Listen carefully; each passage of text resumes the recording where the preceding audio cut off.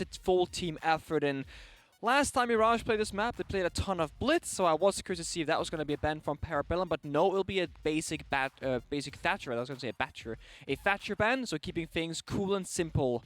You know that Parabellum are quite well versed in Oregon. We see Mirage, you know, they lost the last time they played it, but it's a map that I think every team in the NAL can play quite well. Right, even though we haven't seen these teams play Oregon much, they do have a lot of experience on it in the past. We know Parabellum is very good here. That's actually how they got themselves into the NAL in the first place. They beat XZ as part of that relegation game on Oregon. Mirage playing this one against Astralis 2 games ago. Of course, that was still when they did not have Razor. We saw a lot of blitz come out, a lot of creativity come out for the roster as a whole in the way they approached the map. But at the end of the day, they were not able to take that one. 7-2, they ended up losing to Astralis. But going against Parabellum now, starting on the attacking side, they've got the opportunity to set the rhythm and show us what kind of game they want to play. Already we've got some hints at what that play style is going to be. We've got Gera pulling out the blitz, or at least teasing us with it for now. Yeah, he is. So that is a big question. But a Tiger repick in the game, of course, he could go off this operator. Right now he's actually showing blitz, a Tiger repick into blitz, which is like the double blitz, I guess. For basement, this is a pretty stellar operator going for those blue rushes, those fast attacks, whereas on any of the bomb side, then the basement, typically we don't see the blitz actually going through because it's a very difficult operator to bring due to the crossfires and the verticality, etc. But so far, Gera showed that he wants to stick it. Could indicate multiple things, but a blue rush, of course, might be on the menu. Right, Parabellum going to the basement to kick off round number 1. So like you said, a blue rush, we could very well see that from Mirage if they elect to just pummel it on through. But Parabellum, they are not a stranger to that type of strategy. They actually, back in the day, tended to bring out the very same play with a blitz through blue, just sending it on in. That was like something they like to bring out in Challenger League. Maybe once or twice per game, they would surprise a defensive team with that. So I imagine, given the circumstances from Mirage, given what they know and how this map works, they're going to be on their toes for a play like that. I don't think they're going to let it slip by. And right now, Mirage, they're not indicating that at least a rush with the blitz is the plan. We can see Tomas working his way in on that top floor. You've got some players working their way in from that showers corridor side of the map and working their way across. So it seems like, at least for now, they're taking their time. It is, and this is, if you look at the top left of your screen, you see 9 drones alive from the side of Mirage, so making quick work of the injury points throughout the entirety of the map. Tomas instantly in top floor, doing video play on laundry stairs. Now Gera and the Blitz also helping him clear out the remainder of the top floor. Melted his second kitchen. Benji is injury droning for him, and that means Mirage in just a minute has taken full map control, but Gera peeking down the laundry stairs, or freezer stairs, excuse me, all alone, takes a bit of damage, but gets away with his life. Great use of the yokai drone there from Wimpy, employing the stuns that the drone has to delay Gera and prevent him from taking that freezer position. Really good job, at least, at stalling out this Mirage attack, slowing down their control that they're able to take of at least that basement site. They've taken map control because Parabellum hasn't contested that heavily, but Parabellum are not just about to let them walk into the basement for free. No, they're not. I mean, we got the Hibana open on Marm, so that means all the hatches will be opened up. We get 3 extra flashbangs that normally we don't see. We have 4 grenades available, and of course the Blitz with the smoke grenades. This means Mirage, they have all the tools, all the utility to go for any sort of attack they want to. Right now their goal is to clear out those Goyo canisters because that fire lasts for 20 seconds, and you don't want that to be an issue once the execute comes out. So we're in stage 2 of the round. This is the setup. Gonna try to figure out where we can go, but see, they're already in, going super fast. Yeah, here they come, just sending it through laundry, through the rotate, into closet, into supply, and taking gunfights. Wimpy, though, for Parabellum, will pick up 2 kills, taking down both Gera and Melted, but the diffuser, it was stuck in the meantime, and with 2 kills from Tomas, this one just became a fair fight. It's now an even 3v3. In a post plant, Parabellum have to step up and move. Creators and Eska, they'll do so beautifully, taking down Tomas and Marmalade. That will leave Benji all alone to defend against 2 more. He's got eyes on this diffuser, a perfect spot to cover this, but unfortunately, if he doesn't swing out and get around the corner, actually, Wimpy's going to be able to stick this, and it looks like that plant spot actually may have cost them the round. Benji just could not get the angle on that diffuser he wanted. It was actually on the other side of the wall by the rotate. Caught me a little bit off guard. Yeah. I thought he could see that diffuser because it wouldn't have made a ton of sense for him to stay in freezer with that diffuser out of position. It almost seemed as if Benji thought himself that the diffuser was in fact on the opposite side of the pillar, because when he swung the corner, he's like, wait a minute, that's not what the diffuser's planted. I need to sprint in now. So it might have been a miscommunication or lack of communication from the side of Mirage. They got themselves in that position. They actually skipped that step 2 sort of where they were setting up. They did not make it obvious at all when they were going to be going. We got caught up by surprise, which means that most likely Parabellum 2 were caught off guard by the fact that Blitz just rushed into the launcher rotate in the middle of the bomb site. But, you know, sure, plant went down, but arguably in a pretty weak post-plant position. Didn't leave Benji up for the task to succeed out in that clutch, because his position was not that great in that 1 vs 2 position. Well, Benji is a player that I know over the course of the last 4 weeks we've talked a good bit about, but coming into this final Playday, you know, he is the player on Mirage actually underperforming, I'd say, the most, right? At the bottom of the overall team leaderboard, Melted overtaking him thanks to a fantastic performance from him in their game against Beast Coast. But Benji in particular, you'd think that he would have a little more ability to frag on this team. He's been here before. The stage is a familiar place for him. He's got the experience and he's got the fragging roles to allow him to succeed. But right now, everyone on his team is finding a way to outperform him, and it's something that, well, he's going to have to address going forward. No, it certainly is. Benji right now, statistically speaking, is -25 on kills. He is +2 on injury, of course, but he has the lowest rating of his entire team, even below Gera, who's only played 2 games himself, on a 0.73 rating so far for Benji. So it's been a rough season, but he, of course, still has this 1 game to make it up a little bit and show that there's still some light for next stage. Well, some light for Mirage in this round a couple moments ago. The opening kill was found. That one melted onto Penguin, finishing off the mute early, removing a C4 from the board here. So a valuable early pick to start off the round for Mirage, especially attacking this top floor bomb site. You want to avoid those pesky C4s and those pesky defenders who like to sneak down around in kitchen and dining, rotate around through Z, and deny the plant from below. This time, Parabellum, they're going to have to contest this head on. No more C4s or explosive potential in pocket. Yeah, and you got Gera on the nuke, which means that he can flank anywhere on the map at all times, and you have to be worried about that. Nathan below going out. Tomas spent both of his, Melted as well. It means just 1 nade is left on Gera, who's not in a position to use them. Melted on the white side, gets smoked out, has to back off, cannot get aggressive just yet. But this means that Mirage, they're burning utility from the side of Parabellum, and they have so much more time to work with. 1 minute and 15 seconds left on the clock. They can take their time. They don't have to rush their decisions here. Played well, played smart. Mirage are doing a great job, though, of applying early pressure to the bomb site, both in round 1 and now in round 2. All 3 of Kool-Aid's smokes have been forced to be used here, and Kool-Aid having, well, no utility left, he'll just take the fight on the double window. The FMG9 will find his first kill onto Benji. He looks for a second one here, but like you said, Gera sneaking in from behind, catching creators off guard and opening this one up. He does. Kool-Aid now inside Eska inside the master bedroom. They're isolated so far from one another. Now the push comes through. They don't know the positioning. Eska finds both. Marmalade down. Eska now in a 1v1. Trying to spray onto Melted here. He's got a triple, but, well, he's got to find one more. There's 25 seconds for Melted to possibly recover this diffuser and get the bomb down, but it's not going to be easy with Eska playing close on this breach. Melted will relocate. Just try to get this one down early to force Eska to step up. He'll just come sprinting the way through, so Melted will hop off the plant, step up, take the fight, and Eska is there to win it. Well played from him. That is a quad kill to finish off the round. And, well, that is one way to take it. Parabellum making quite a comeback. Eska really putting in the work.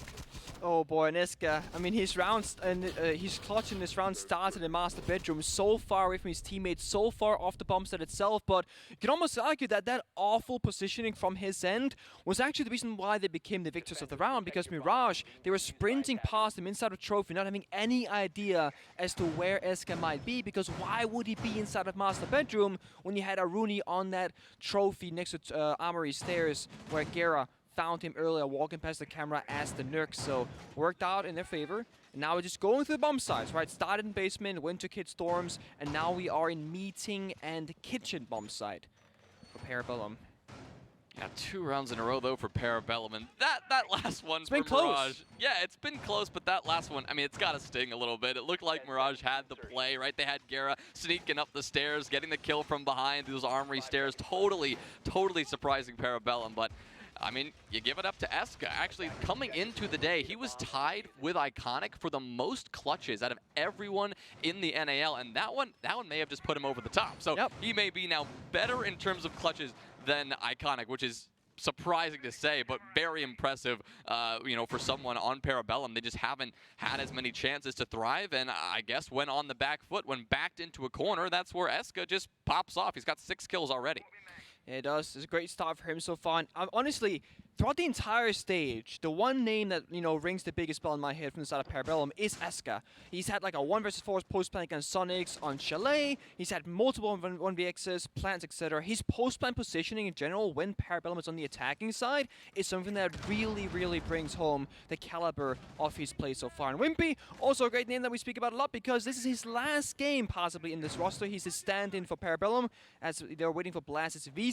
He now finds the opening kill onto Tomas. The sledge is off the board. Yeah, good start there from Wimpy. He'll likely look to follow that one up, or at least Parabellum will be looking to follow that one up because Kool-Aid and Creators, you can see them, they're playing, you know, somewhat aggressively over on this tower side. This is a tough bomb site to defend, a tough bomb site to extend on as well, but both Kool-Aid and Creators will seem to be undertaking this dangerous task. Gera just walks in. Marmalade will take down Kool-Aid, but quickly traded. Creators following that one up with 1, looking for the second, but Melted will not be fragged that easily. Creators thinking twice now and starting to back off, but, well, a bizarre turn of events when Mirage just decide to send it on in, and Parabellum, well, they'll come out on top. Now they're in a 4v2.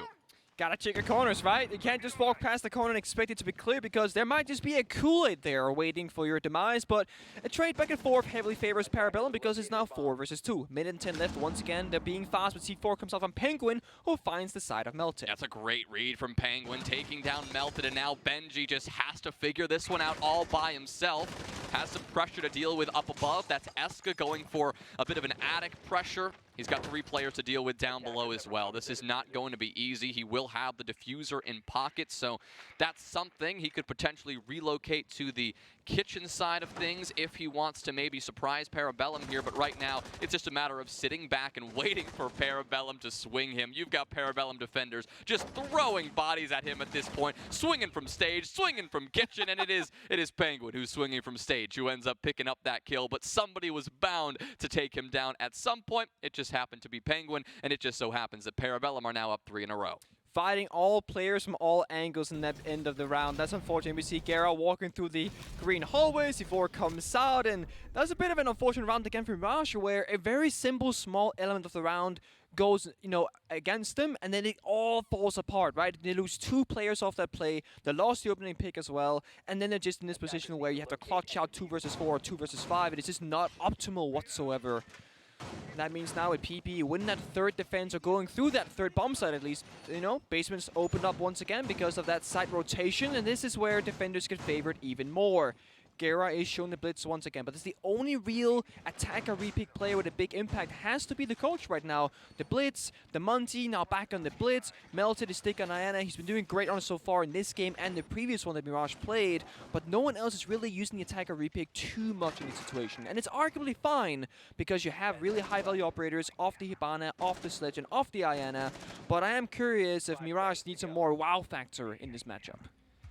Well, I like that you mentioned wow factor, Nick, because for Mirage, that's really all they are trying to rely on right now. Without that structure, losing Razor and just kind of trying to finish out the stage with their heads held high, they're just trying to wow their opponents, surprise them, outgun them, outfrag them, and just, you know, take gunfights and win them. That's basically what I'm trying to say. And unfortunately for Mirage on Oregon, it's not easy to do if the defensive team is forcing you to play structured. I mean, if you think of a map like Border, you think of a map like Cafe, even though that one is and can be quite structured, both of those maps can devolve very quickly into just gunfights, frags, the whole thing. But on Oregon, and the way Parabellum are playing this right now, they're just trying to force Mirage to play a slow, disciplined game. Yeah. And with this roster right now, the problems they've been having, they're just not quite as capable to play that style given what's going on.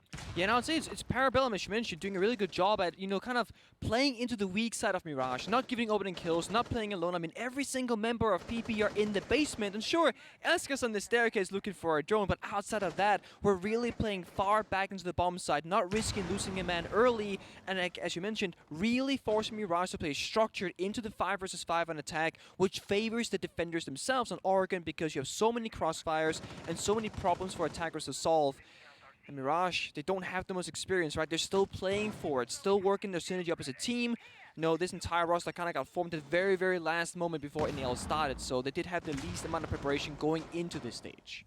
And now that Gera is in the mix, like we've talked about, it's going to be tough to really find and mesh with your coach as much as it would be with one of your players, someone who has been a core part of this roster. But here in round 4, they're going to be trying to, well, work with Gera again, work with that blitz and try to force him down freezer, it seemed. Maybe he'll rotate around this time and position elsewhere. Yes, he's actually changed his mind, and maybe he'll head over to tower or the blue side of things. We're yet to see that, but we will see how Mirage want to build up this freezer pressure. Obviously, last time, this was a big crux of their attack, right? They tried to establish this crossfire and get that pressure building up in Laundry. And we see it now, the nades, the flashbangs all come out, and the push has to come follow through soon, but where is Gera? He's still standing back, he's so low on HP, can't push through. Tomas gets open and kill, but what's next? Okay, Tomas gets one, but now Mirage gotta follow it up with some aggression. Benji tries to swing, but gets punished, but Melted will secure that trade. Eska, though, claps back, and here comes Gera, finally on the scoreboard again for the second time, but here comes PB! Wimpy, Penguin, and Eska just clean up Mirage. Out of nowhere, they will swing, taking those gunfights, and just like that, Mirage, now they fall to pieces. Another round for Parabellum. That's 4 in a row. I would have loved the Ying here for the basement, honestly, if you're Mirage, right? Wow factor. Play the Ying, play the Blitz, create that Chaos Zone, the Dokebi, the Jackal, whichever, because right now, outside of Blitz himself, you're not applying a lot of mental pressure onto the defenders, right? They know you're going to walk on the staircase, either on Laundry, Freezer, or Big Tower, and they know that eventually when you flash and grenade, you're going to push through, but there's no real follow-up outside of, the gunplay. And when you play against PB, when you have a coach as well, you should arguably have less gunfire than your opponent, and that's kind of what we're seeing. PB are just shooting a little bit more straight than Mirage are, finding the kills, finding the openings, trading well off one another, and making it difficult for Mirage to gain any foothold anywhere on the map that they care about, because sure, they can roam clear the entirety of Oregon basement attack, but that doesn't matter if you can't attack the basement bomb site itself. And this was our concern coming into this matchup, right? Parabellum, they know what's at stake here, and they are not going to let it slip away easily. Obviously, last week, Beast Coast also had a lot at stake. They would have had a shot to fight for a major position today had they beaten Mirage. But unfortunately for them, Mirage playing into that loose style right against Beast Coast's already loose and aggressive style, well, it seemed to have worked. But Parabellum, they're not falling into that trap. They're not playing as loose and aggressive as Beast Coast were, and they're not allowing Mirage to get any ground on them. So despite all the effort Mirage is putting at this, right, whether it is the Nook from Gera, whether it is the Blitz coming out from Gera, or any other aggressive play from this team, Parabellum seem to be just, well, keeping to themselves, you could say, just sitting back and letting Mirage dig themselves into their own hole. And I do think that this is Parabellum's strength. They're a very smart team. We saw them during CL up towards relegation when they played XZ, the previous roster of XZ that is, to make their spot into pro play. They have a slightly different roster back then, sure. They had more aggressive players, but they can still now with this current roster play a very aggressive style of Siege, very passive style of Siege. They have pocket strats every single round on the attacking side. PB are a joy to watch. And they're showing once again why they are so good at this element of the game. Even though they might not be at the top of the NAL, I see a lot of potential for this roster. And Kool-Aid took a bit of a nade damage there. The vertical nades, they're always doing a ton of damage in this era of Rainbow Six Siege. It really is something that we don't see in the past as much. But ever since Invite, maybe a little bit before Invite, so going back to like 2021, this nade meta really became very prevalent. And so did the Nook. Well, this time Parabellum are not, well, they're not inclined to allow Gera to just walk up the stairs. Creator is going to make sure to provide that coverage, but hold on a minute. Marmalade just jumps in. After downing Kool-Aid, they decide to just go for this plant, but it's going to get quickly denied. Penguin on the swing, though, gets himself traded out. Thankfully for Parabellum, with 3 bodies left, and Tomas, the last player standing, well, they quickly denied a very disjointed execute. Tomas will pick up one, and, well, he's got a chance to maybe secure a second. This is essentially a 1v2 at this point, because Kool-Aid is down and looks to be in a tough spot to recover, but Tomas now having to walk through this crossfire. Well, he's in a tough spot himself. Tomas? Wait a second, he gets one more, but unfortunately, at the last second, Creators will swing, just barely winning out that gunfight with the DMR. Tomas gave himself a good fighting chance, but just could not pull it out. It's Parabellum who continue to go flawless here on Oregon. Yeah, that means 5-0. That also means, Mirage, if you can't find this final attack, you will go onto the defending side once that side swap comes through with no room for a single mistake or a single round can be dropped, because otherwise the game is over. So if you're on Mirage, you need this final attack. Give yourself just a tiny bit of breathing room. Both teams still have the tactical timeout. They can still, pull the lever, slow down. I don't think Parabellum is going to do that because they have no reason to, right? They're up 5-0. They want to keep the momentum. They want to keep this game flowing and going in their favor. But Mirage, I mean, when you have your coach inside the server of Gera, do you even want to call a tactical timeout? Because he's right there, and he's obviously calling things out because Gera is now showing us the game. Tomas, for the first time, goes off the sledge onto Buck, so clearly there's a change of plan for this side of Mirage, and I hope so because the last attack they did from Big Tower didn't really go so well. Well, if we're thinking about overall bomb sites, I mean, this one, meeting in kitchen, it's fairly simple if you want to go for a bit of a rush, right? If you want to use those Candelas and enable yourself to just work your way on in, you can maybe get one of those Selmas down on the split wall and work your way in from garage, main lobby, and try to just get a quick plant down like Mirage seems so insistent on doing right now. Yeah. Or you can use that Ying in a more traditional sense, where you will approach from that stage side, open up that tower wall, then use those Candelas to force the defenders back. A lot of options here for Mirage. Eventually, we'll see what they end up choosing. Yeah, the great thing is that options is what they have, and the operators they have for them enables them to choose freely. They even brought the secondary heartbeat gadget on the side of Gera in case the Ace of Marm falls early on. Still, the soft destruction, of course, melted with the grenades as well. Small tower takes so far from 3 players. Gera on the big tower side of things, so a split take so far from Mirage could actually be a bait where you ying from big tower to bait out the attack of meeting, and you push kitchen instead because that's where diffuser is. So keep your eyes peeled. They'll see if Gera rotates because one of those two things has to happen.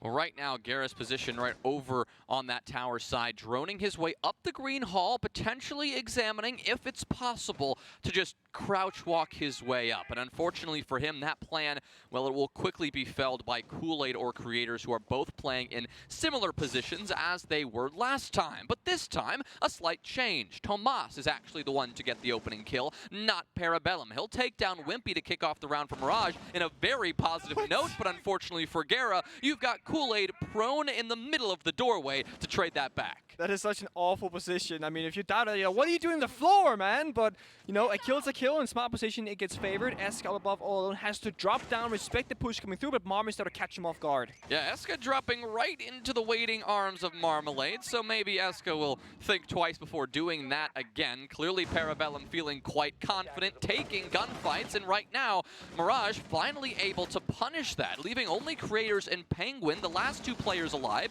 Now Penguin pressured and downed. Creators now has to fight this one all on his own in a 1 versus 4. 1 player close on the split door. That's Marmalade, who goes prone and then sneaks and backs off finally. Going for this bomb down. It's just going to be the swing here from Tomas actually taking that fight on the other side. Well played there from Mirage, but the change in that round, guess what? It was Parabellum finally deciding to get aggressive. That's where Mirage can take those fights, and that's where they can win them. Yep, the single down 1 versus 1 is where Mirage gets opened up on their attacking side. Tomas and Jago found the early pick, and that only snowballed further, forcing PP to keep trying to get desperate for those kills back. And now Mirage, they got the 1 round they needed. They now have a little bit of room to breathe, to make mistakes on the defensive side, but not a ton of room. If they do lose 1 round, we are talking match point situation, but at least now they can lose a round and keep going forward and try and play for a comeback. And we see already now there are some interesting operators, if you'll, as well as there is a community vote. Yeah, the community poll, who will be the king in the north? It's because, I mean, Mirage or Parabellum. I imagine imagine the community We're probably saying leaning Parabellum. Parabellum here. I mean, this is a Canadian battle. You got the two Canadian orgs coming in to play. Ironically, neither of our wonderful Canadian talent are here with us today, but at least we've got some Canadian teams in front of us to watch. And yeah, it looks like the community is favoring Parabellum, and at least right now, the scoreline would agree with the community. That it would. I mean, we can argue, of course, that this is a defender-sided map of Oregon. It usually always is. With the other bands that have gone through, it's not really anything out of the ordinary, which means that, yes, defenders are arguably still favored. And you can argue that, sure, like 1-5 is not the expected outcome, but going 2-4 is actually not unheard of or by any means uncommon when you attack some Mirage. While they are down bad, they're not down as bad as it might look. Well, the question is, are Parabellum going to continue with that confidence we saw in round 6 that got them into a little bit of trouble, or are they going to slow things down and play a bit more methodical here? Looks like it is going to be at least a top-down clear, the initial plan from Parabellum, and already having a couple of issues with that. The first hiccup is Eska, who has 9 kills so far, not going to be able to contribute any further in round 7 thanks to a well-timed kill from Gera. Yeah, it's also half your nades gone, leaving only Kool-Aid on the Maverick with 2 grenades left. Sure, you have the Flourish drones. Those Retera drones can do some damage as well, but typically not player damage. You know, you can destroy shields, utility, etc. Force someone out of a corner, but it's the frag grenades, more than often than not, that will get you explosive kills. And that means now with Mirage finding the opening kill, they have to hold on, right? You cannot now lose Melted on this Freezer stairs. Call somebody next to him to play off his back, trade that 1 versus 1 because you want to keep this advantage if you are Mirage. You cannot throw it back for free. Yes, they want to keep that advantage, but they also have to be careful if they do just bunker down and play this traditionally. I mean, Parabellum, well, they're a competent team as any. They could seriously just walk their way in, play their game, take some gunfights, and win them. So Mirage likely grappling with this same question. Do they want to sit back, play passive, or do they want to keep surprising this Parabellum attack? I think you're absolutely right. And we see now Wimpy using those last couple of drones, getting a bit of information. Not a whole lot of damage here. Just people just scatter across the bomb side, trying to away from the explosion. Few drones get shot down, leaving Parabellum with little information. There's only 4 drones are left alive, and some of those are flank drones. Execute will be on Freezer. 2 guys in the hatch, 1 guy on the staircase. Jackal Track coming out. We got smokes, flashes, and nades, and Execute should be following shortly as well. Well, Penguin is rotating around, likely to the laundry side of things. Nope, he'll actually go over to the pillar position. Ready to drop this E-box hatch. It's going to be tough now that Raiders has fallen. It's a 5v3, now a 5v2. Tomas well and ready for the drop. Kool-Aid gets 1, but that is all that Parabellum will see in terms of kills. It'll be Mirage cleaning them up, never letting off the gas pedal since Gera started things off with an opening kill, and you see those smiles. Mirage clearly feeling good. I want to say Mirage is probably one team that smiles more than any other team, even when they're losing. That's something that I've noticed, where they will be losing around in a silly way or just losing in general, and they'll be smiling, hyping each other up, bringing good vibes. And I think it's very important because if you get into your own head, especially when you are a team in the bottom half of the leaderboard overall, it's only going to lead you down a further hole, right? So, you know, climb out of that hole yourself, and somebody like Tomas being like a yes man, I see him laughing, goofing around doing tactical timeouts. You know, there's like a tech issue somewhere. You see Mirage vibing and cracking jokes all the time, and then we see other team just sit there kind of be like, can the game start again? So, while Mirage might be losing more often than not, they do have arguably some of the best vibes internally, from our point of view at least. All right, and it really seems like the last week has just been just as maximizing the vibes, right? Just how much can they just have a good time? Can they smile? Can they just be meshing with each other and building that chemistry? And it seems like regardless of the scoreline in any of the matches they've played, they do seem to be having a good time, like you said. So maybe they can replicate that good time here in round number 8. They're going to head upstairs to dorms, much like Parabellum did, starting with basement. Dorms next to rock with their second defense as they hope to bring this back even. Yep.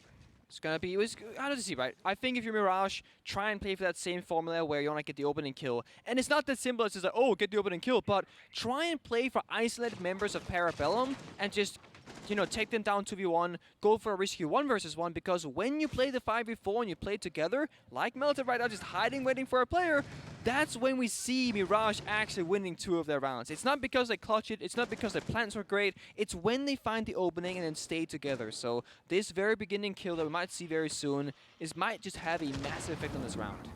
Well, Eska is looking to be the player to hunt for that opener. Instead, it is going to be Creators as he gets a kill on the game's window repel, taking down the first player of Mirage, Benji, who's not going to be able to make an impact here in round 8. But Eska now being heavily pressured from the main stairs. The first gunfight is his, the second is his as well. Tomas and Gera just throwing their bodies into Armory, hoping something can go their way. But Parabellum are not going to allow that one to happen. Eska, he was ready for it. So it wasn't pretty, but it worked, right? Eska found both kills. I'm sure Melted found one on the main door as well, but leaving Marm alone on side for a brief moment, as well as Melted a sliver of HP, means that Parabellum are very much in the driver's seat. They got drones, they got information, they got good weapons at their disposal.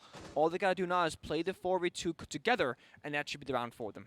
Yeah, Marmalade is on full HP, but not in the easiest position to support her teammate of Melted, who is essentially one shot to everything at this point, including any explosives that Kool-Aid or Eska want to send down range. Wimpy as well, he's got those explosive Rotero drones, and right on cue, Creators will finish off Melted for good. Marmalade strikes back, taking down Kool-Aid, but now finds herself in a 1v3. 1v2 made a little bit easier after her kill onto Eska, but quickly failed a moment after. And now it's Parabellum cracking a couple of smiles here and there, but for now it is game time. They remain serious and they remain poised to take match points. It's business for them, right? You see it on their faces, and you don't smile until it's over until you win. We got some banter in game chat as well, and I feel like this stage in NAL, we've seen so many storylines, so much banter, so many weird moments, anything from like, you know, trash talk in chat to people falling off their chairs. It really has been one of those roller coasters of stages where every single person wants to get involved in one way or another, and all the content pieces that we've had so far, player interviews, it seems like everyone wants to be involved, which feels very nice as a, you know, as a talent member, because you can like hit them up like, yo, interview time, they're like, yeah, let's do it, like sick. Whereas in the past, a lot of players seem to be kind of reluctant towards content, where they're like, nah, we just want to focus on playing, we don't really care too much about storylines, but everybody wants to build their legacy right now and what they think that their story should be going forward. And sure, some teams will say, we're going to be the best, and then like they don't do so good. And then some teams say, we're just here to learn, and then all of a sudden they're like the best in the region. So kudos to the teams and the players. Right, and that's really what this final day, this final play day of Stage 1 is all about, because not all of these games matter for placements. They don't all matter for major contention. There's only real one game that will determine if someone is going to the major or if someone is staying home. But these teams, they do want to make that legacy. They want to, you know, make sure their impact is felt. Maybe some bragging rights as well will be a little bit nice. But you head into Stage 2, you head into the off-season with that confidence, with that camaraderie, building the chemistry not only between your roster, but between your opponents as well. I mean, all positive vibes here, it seems like, in this lobby. And Parabellum at 6-2, well, I'm sure they would be happy to close this one out sooner rather than later. But Mirage, you never know. We could see some more surprises and see them hang on. In that last round, the Gera Tomas run up main stairs plan was certainly a fun one to witness. Maybe we'll see something like that again. I think the plan and concept was good. We once again see Gera and Tomas play together, so I think they might have like a buddy system where those two players are designated to play with one another. Now Gera falls back with that Goyo canister being blown to pieces, but Tomas is still playing downstairs below, ready to try and get some vertical damage with a C4. Eska's gonna run out instead on the garage wall. That's a great kill to Eska. Yeah, creative play from Tomas. That's not the C4 I was expecting, but it worked. Yeah, the C4, you would expect that one to go up to the floor above him and try to kill somebody after they've swung in, but he decided, wait, let me just not even let him swing in at all, and, well, that gets him a kill. Tomas has been down, though, for his troubles, and he may have a tough time getting revived here, but for now, he is still alive and not finished off with Melted nearby. It's not impossible to suggest that, he could get saved from below. Gera will make the trek all the way downstairs, rotating around from the tower side. Now picking up his teammate to make sure this stays in a 5v4. But here comes Penguin, here comes Parabellum. They want to hunt down these two players, but Penguin, he's the one who gets surprised. Tomas pops up with a shotgun, having been granted a second life in this round. Parabellum now, well, they find themselves on the back foot. It's a 5v3. Question mark? I mean, Gera and Tomas started the round together. They got isolated, they got separated, and then, you know, funny enough, they found each other once again in the basement and get another kill. So 2 times playing together, 2 kills being found. Tomas somehow still alive, Gera finding a kill as well, and this duo right now is 2v5ing Parabellum. All right, well, Gera heating up here. He's found his 4th kill. Wimpy is going to finally finish off at least one player as he just surprises everybody by working his way into pit. Kool-Aid, though, has been isolated by the Vulcan canister fire, so he'll have to sit back and watch as Mirage swing and kill his teammate and, well, then kill him. So Mirage, look at those reactions. They're just having a blast. Tomas is hyping the team up, melted with a smile. Gera just chilling over here, and it really just seems like they're having a good time as they take their 3rd round. Right before we cut to that the Mirage logo and now this screen, we saw Penguin from Parabellum like kind of stand up and like yell towards Mirage. Obviously, we can't hear what he's saying from here, but it seems like there's some back and forth banter between the two teams. I mean, Parabellum, they know what it's like to play without their, their core roster because they do have Blast on the bench, who was supposed to be their starting 5th player, but because of that visa issue, they had Wimpy instead. Wimpy's been doing a great job for the team, but Parabellum, of course, ultimately want to get their starting 5 with Blast going forward in Stage 2 because their visa has been approved. Right, they'll be definitely looking to make that happen. But I mean, speaking of Wimpy, we've already talked a little bit about him, but he has made a very strong impact on this team. He's had a ton of fantastic plays, ton of great moments, and Parabellum, it's just it's unfortunate that they've had the stage that they had. They started off so strong within the first 3 Playdays. That's where 2 of their wins came from, and since then... 2 of their wins, or their only 2 wins? Yeah. Their 2 only wins, right. And then they haven't won a game since then, right? So it was 3 days of good stuff, and then, well, it's been a very tough road since then. So it's going to be an uphill battle for Parabellum, right, coming into that next stage to make an impact and to get back on their feet. But it'll be interesting to see what they put together when Blaz steps in and the team really finds its soul again. And that's the thing about the teams that don't qualify for the Charlotte Majors, that they get more team at home to really hone down what they want to get better at, right? Whether it's synergy or strategy or just like doing tasks and whatnot within the team, they will have a lot of time to prepare in the shadows, whereas all the teams going to Charlotte Major, they're publicly showing, displaying their skills, displaying their strats, and will not have as much downtime to prepare in the shadows when Stage 2 of NAL starts. So Stage 1 has been a little bit messy, right? We don't know what to expect, new rosters, etc., but it sets a very nice tone for what's to come in the future. I like that. Looking on the bright side for the teams who don't get to go to the stage. You have to. Right, at least there's some positive. I mean, look at TSM. They went to Invitationals, they won it, they arguably burned out, they started talking about during interviews, and they're not playing very well, so breaks and playing in moderation and having downtime is very important for these players and for these teams. All right, well, with that in mind, Mirage will be looking to... let's say, bring this one back and keep us in this lobby as long as they can, preventing the downtime from starting, right? 3 more rounds for them to take if they want to see overtime and limit Parabellum for getting the full 3 points and maybe getting a couple of points themselves. But right now, Parabellum guaranteed at least 1 and hoping to find a couple of more as they work their way past the 90-second mark in this round. They've got the hatches open. They've got the avenues to approach this site, any and all avenues that you could need. Yeah, and it seems to be that Mirage taking a play or a strat out of Parabellum's play because they're playing all 5 on side, playing rather passive. Opening kill from Tomas once again onto Penguin. He banned off the board, a few flashbangs gone, leaving just 3 grenades. So, sure, there's no Jaeger being played from Mirage, but if there's any magnets still on the board and they're still charging up, that means these grenades will not have any impact because they'll be caught by a disc rather than a player. With a minute to go, PB has to find the opening, but it's once again Mirage who finds a kill, making it hard for them. It's Melted who finds the scoreboard again. That's on to Kool-Aid. Those nades you talked about, another one will be removed here. So Eska's going to have to make that impact with the frags. And Wimpy coming in from blue, who was initially a little bit of a surprise. Well, his position is now well known from Mirage. An E-box drop coming in from Parabellum will have to change the course. Mirage are throwing at them. As unorthodox as it may be, it's working. It's working quite well, right? And it's not like Mirage are going to stop going with that strategy. They're going to keep bringing on that creativity. You can see the operator selection here, some Thorn and some Capcan coming in.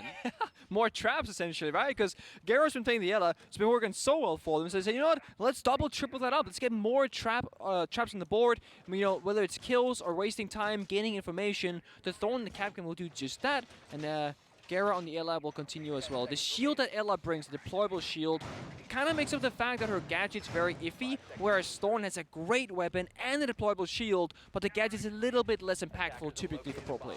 Attackers are heading out to the Well, Parabellum, if their decision after that timeout is to slow down and go for a full map clear, well, they're going to have some explosives waiting for them, not only in the form of those EDDs, those entry denial devices from the Capcade of Melted, but he's got the Nitro Cell in pocket. Tomas has a Nitro Cell as well. So they're looking to stall this attack out as much as they can and do as much damage to PB as possible, just as they clear out this map. They probably assumed that after going through that timeout, Parabellum will want to slow things down and force Mirage to play their game. Mirage saying that, okay, well, if you want to play that game, we're going to have a couple of surprises in store for you.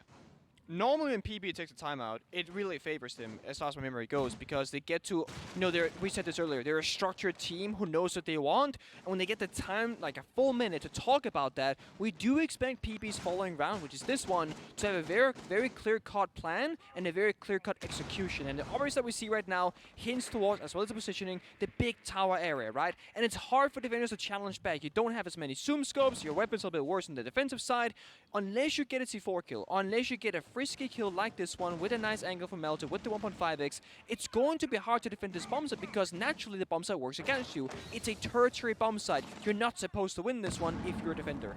Oh my god, his position isn't known. Kool-Aid just walks up with a nade in hand and gets fried because Melted was not droned or spotted out. Melted is not giving up this position either. He could drop away down E-box if he feels he's pressured, and as he does, he'll actually back all the way off into the backside of meeting by split rather than dropping away or taking any more gunfights. Gera, though, has been taken care of downstairs, and that's going to free up Parabellum to get this bomb down. Penguin sticking this. Mirage know they've got to step up. You can see them scrambling into action, and here it goes. They're getting these kills. Benji and Melted will find the scoreboard. It's Wimpy and Creators, all that remain to hold this down in a post plan. They'll get two first really good downs, taking down Tomas and Marmalade. Benji and Melted now hunting for these kills, all up to Melted. His C4 gets shot out. He'll tempt the res, now go for these peaks, but he knows he's got to swing two different players, and Parabellum, they won't lose those again. They will eventually take the win